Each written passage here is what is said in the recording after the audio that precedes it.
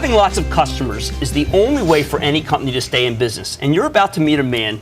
This is really, you got to sit down and watch this. You're about to meet a man who knows how to get them and how to keep them. Jack Mitchell is the CEO of Mitchell's Richards, two of the most successful clothing stores in the country. The first shop was founded by his parents in 1958, and the family, now in its third generation in the biz, has consistently showered its customers with lavish and personalized attention.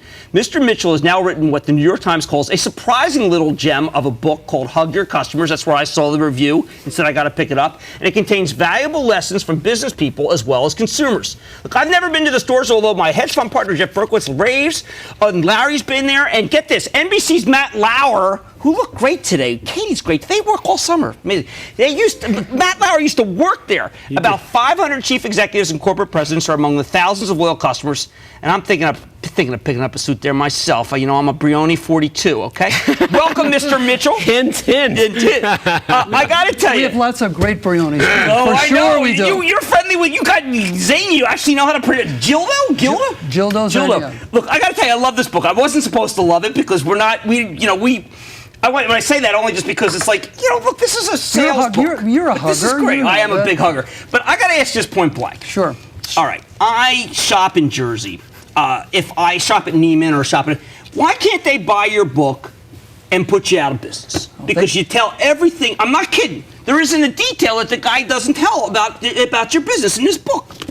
We'd love to have Neiman's have better service. Wouldn't you like that too? Of course you would. Of course they do. And you know what? Neiman's is a great store, and they have great. I like my guy there. I got my guy there. Definitely. But our whole focus is about customer service. It's about getting to know each and every detail, and that's what we do. And I call it hugging. It's getting to know them. Of course they can do it, and they do it. We feel we can service our people in our area. We know every little detail about them. Little things. And before I give it over to my partner who shopped there, the amazing detail that came out of this book for me, Richards is on salary, and Mitchell's is on commish, and yet you do great at both stores. Exactly. So it's not the compensation Absolutely system. not. It's the focus on the customers, and we pay them equally well. We love paying our associates well. I love it. It's true. I've shopped there and I've enjoyed it. Actually, I think the real upset is my wife shopped there and she hates to shop, and she really liked Mitchell's shopping experience, so that's a plus. Please say hello to Billy. I will definitely do that. Say hello to Judy for me. I think he's my designated. Billy is my designated hugger, and please say hello to Tom Brown, who always helps out. Now, Jack, I know it's hotter than heck today and it's a little muggy, but I am told by my informed sources that it's going to drop 50 degrees tomorrow, and I'm in desperate need of a navy blue cashmere overcoat, and I've got to have it by the morning. What can you do for me? Well, you know that's straight out of my book. Right? What can you do for me? I love to tell that story. If you really needed that coat, we as I did for this other gentleman that I've mentioned in the book, I would get you my coat. We would do something. If you were really going to Outer Mongolia or wherever it might be, I would get one from Hickey Freeman. I would order one from Philadelphia. We would get somehow, some way, we would get that coat. Let me tell you another quick story. You found it. Wait, for the viewers, you found the coat, but you wound up leasing your own coat overnight until the delivery could be made. As I was leaving the office, I recognized that I was a 42. The gentleman was a 42. Took my coat off.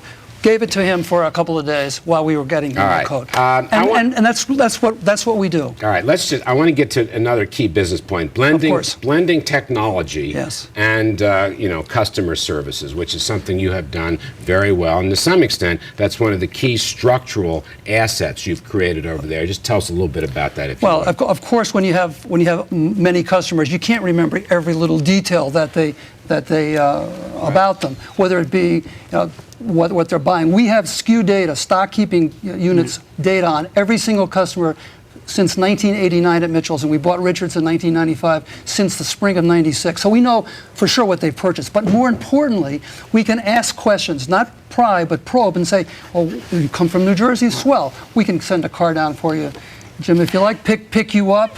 Come to the store. Wow. We have Tom Rennie, who's the CEO of Bank of New York. Shops with us. Right, he uses my area. Lives in New Jersey. Right. Comes to shop with us in Westport. Then we fit him up down in Wall Street. So we can do anything but we put that information and that data into our computer system. And then when we're preparing for trunk shows, Tom happens to like Hickey Freeman clothes. Some other people might like different types of clothes. Right. We can call them up. Bring the clothes to them. We do, and the technology part, which is clearly is an asset for us because we can't remember all that information. All right, but if you're listening, I think that your natural reaction is going to be they can't make a dime. They're not if that's this what good. they do, they can't make a dime. They're not this good. Or they must vastly overcharge. Neither is true. You make a point over and over again. The regular, you don't like to be undersold. Absolutely not. But you don't sell on price.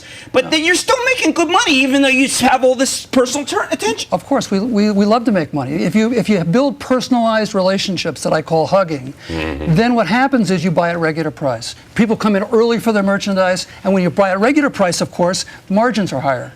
Right, correct? Right. So we always ask our investment gurus to go out on a limb and give us a stock pick. I'm going to ask you two quicks, real fast. What's the hottest item in men's clothing right now, as far as you're concerned, and the hottest item in women's clothing? Name the brand, whatever. Wow. The hottest brand item remains Xenia in the men's and suits. Suits are definitely back. Coming back, more traditional dressing. Absolutely. Good. And I know it's not fashionable to be sloppy anymore. Well, Absolutely all not. our guests should go to a show. I hate it when they're not Send them dressed. up there. You're expanding in the Westport store. You're expanding the women's department. Yes, real of quick, course. hot item in women's clothing.